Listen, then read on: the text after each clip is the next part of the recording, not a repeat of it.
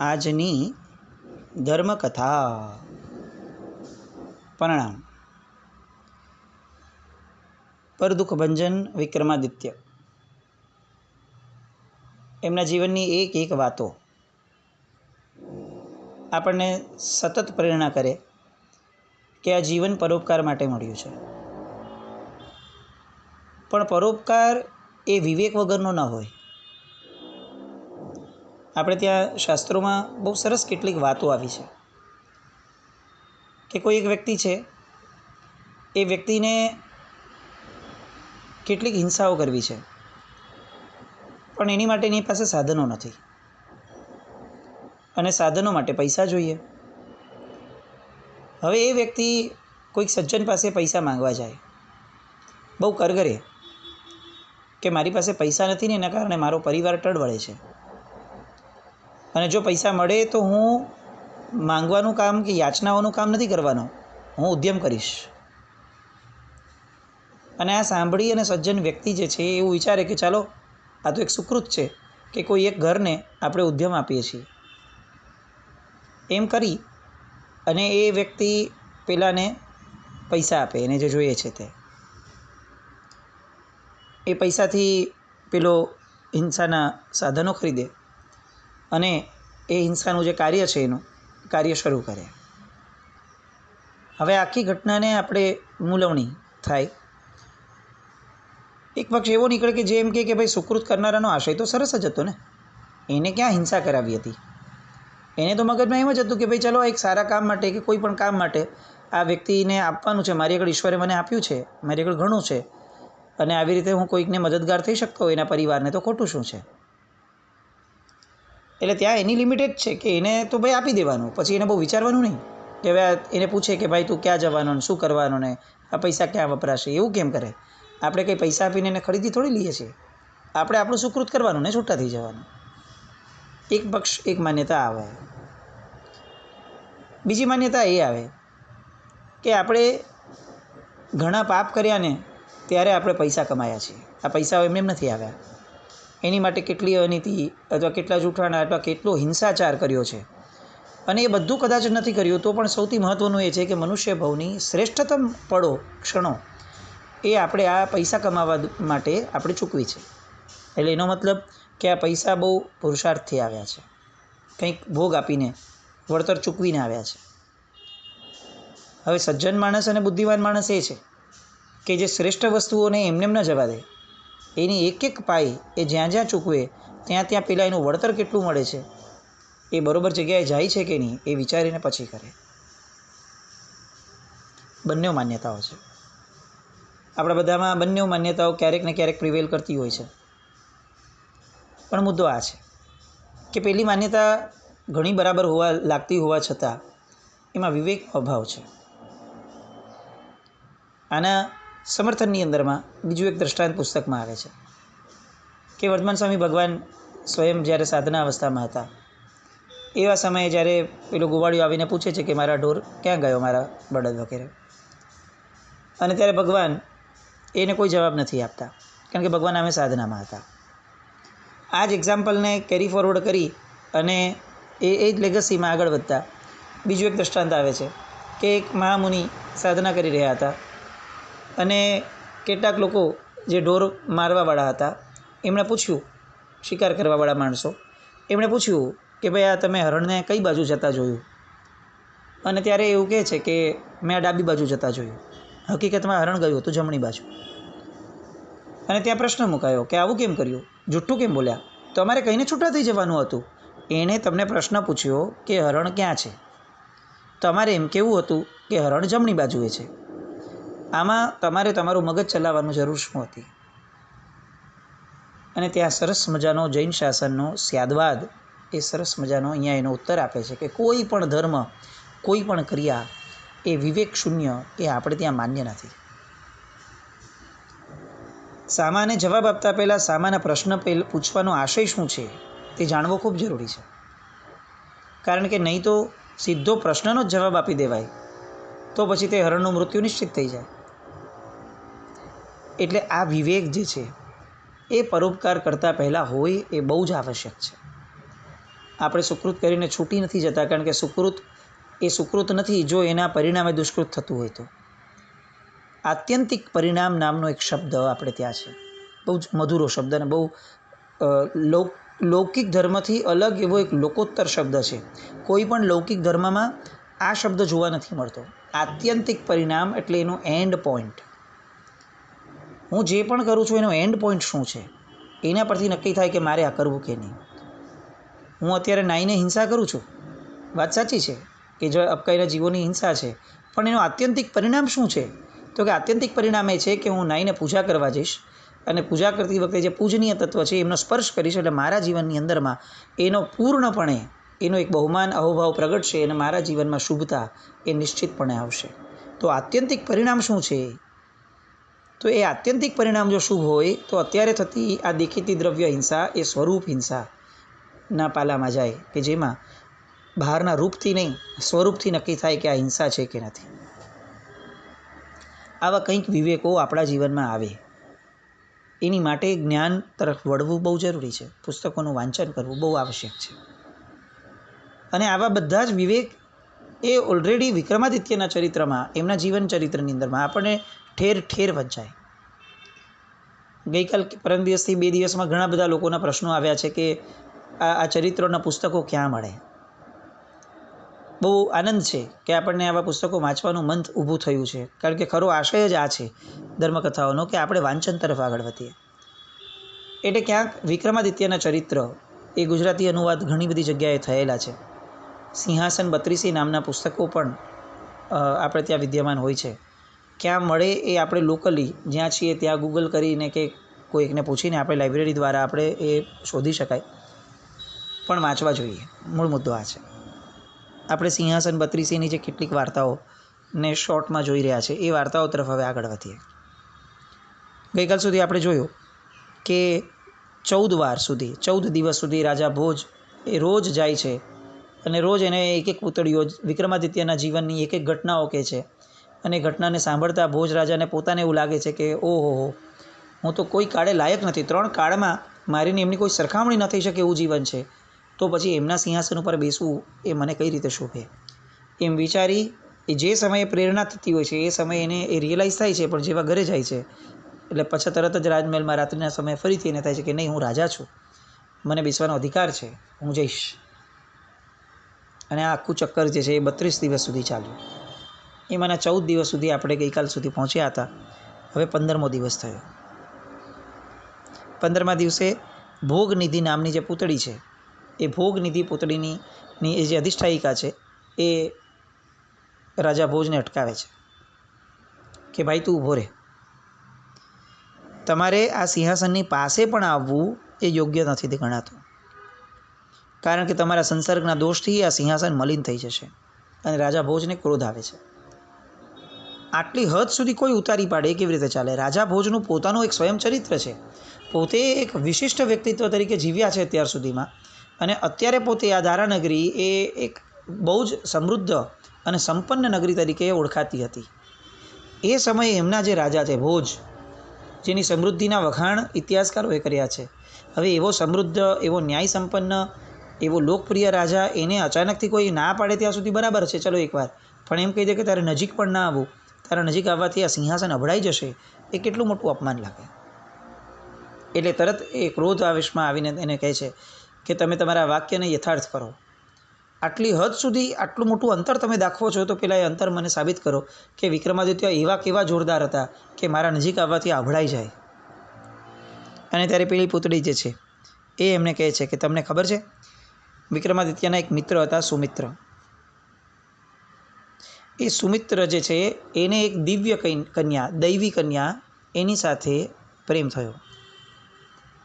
હવે એ પ્રેમ તો થયો, પેલીને પણ આની સાથે પરણવાનું મન થયું, પણ એ શક્ય ન હતું, કારણ કે પેલી કન્યામાં જે દૈવત્વ હતું, એની સાથેના જે દેવો હતા, એ કોઈ કાળે એવું સ્વીકારી શકે એમ ન હતા કે એક દૈવી કન્યા એ મનુષ્ય લોકમાં જાય.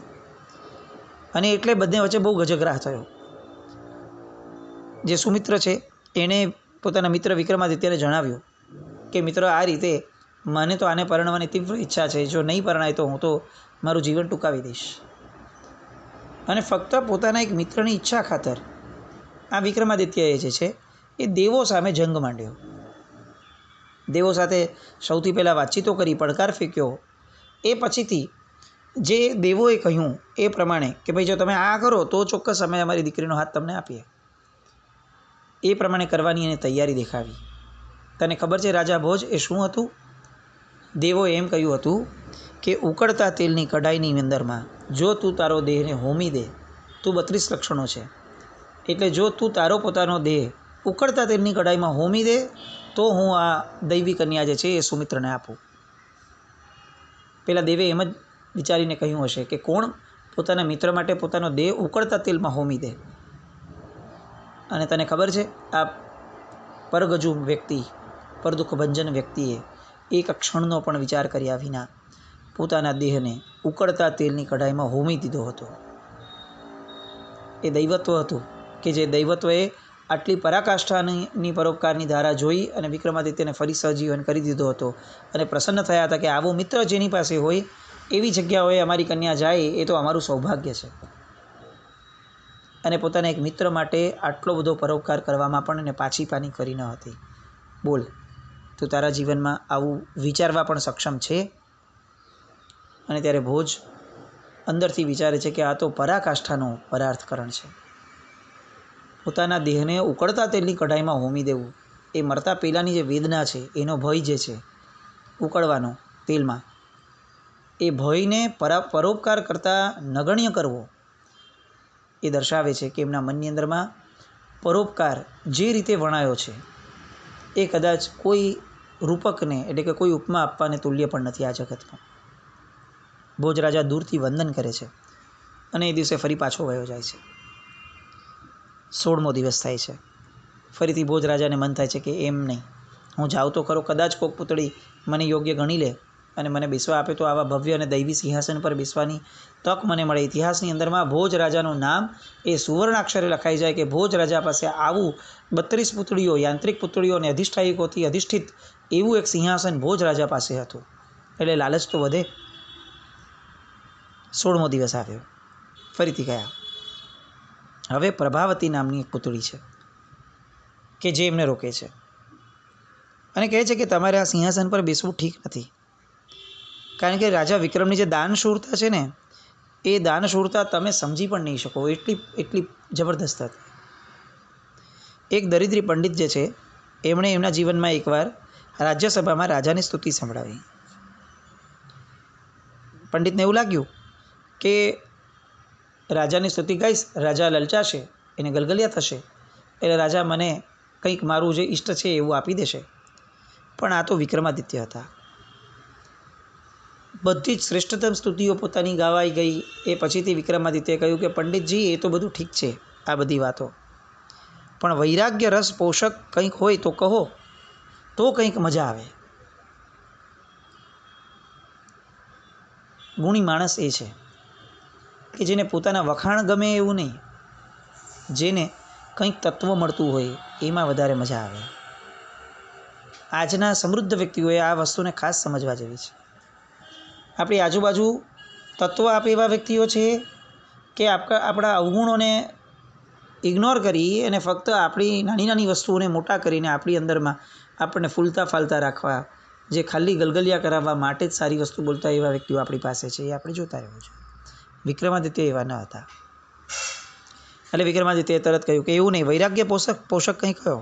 એટલે બ્રાહ્મણે કહ્યું કે રાજ્ય, ધન, દેહના આભૂષણ, ધાન્ય સંચય, પાંડિત્ય, ભુજાનું બળ, વક્તૃત્વ, કુળ અને ઉત્તમ ગુણ, આ બધા અત્યારે જીવનને સૌથી વધારે લોકપ્રિય છે. અત્યારે આ જગતની અંદરમાં સૌથી વધુ મહત્ત્વ ધરાવતા જો કોઈ તત્વો હોય તો આ બધા તત્વો છે. પણ રાજા, મારું માનવું એ છે કે આ બધું શું કામનું જો આ સંસારરૂપી કારાગૃહમાંથી આત્માને છોડાવવા માટે કંઈ કામમાં ના આવે તો. અને એમ કરીને એ પોતાના શ્લોકોની રચના કરે છે. એકે એક ગુણ જે એ બોલ્યા, રાજ્ય, ધન, દેહના આભૂષણ, આ બધા ગુણો કેટલા હદ સુધીના નિરર્થક છે, ક્ષણિક છે, ક્ષણભંગુર છે, એ બધી વાત એક એક શ્લોક દ્વારા, એક એક જે એને ગુણો કહ્યા એ બધા જે ગુણોને સૌથી પહેલાં એને માથે ચડાવ્યા કે તમે આટલા બધા ગુણવાન છો, હવે એ જ ગુણોને વૈરાગ્યની ધારામાં વાળવાના છે. તો એને એ ગુણોની નિરર્થકતા સમજાવી અને વૈરાગ્યની ઉત્તમતા સમજાવે છે.